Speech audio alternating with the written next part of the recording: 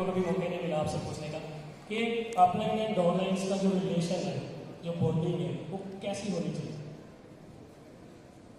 तो ये I think ये बहुत इंपॉर्टेंट क्वेश्चन है।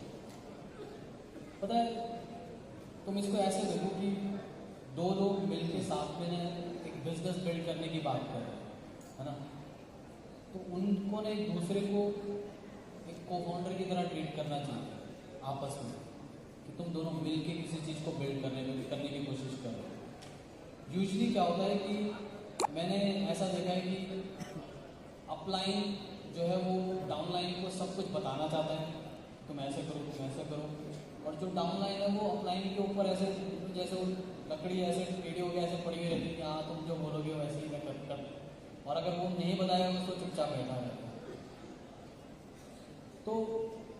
अपलाइन और डाउनलाइन का जो रिलेशनशिप है उसको ना को फाउंडर्स की तरह होना बहुत ज़रूरी है,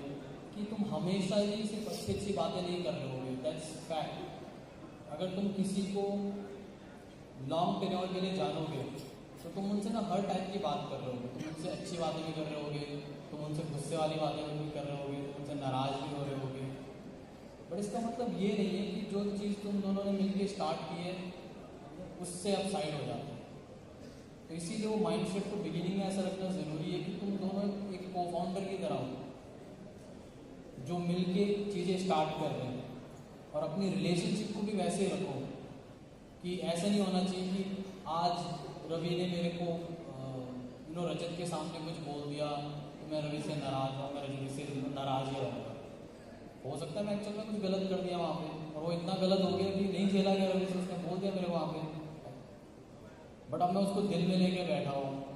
अब तुम दोनों साथ में स्टार्ट किए हो वो अपने बिजनेस को बिल्ड करने के लिए,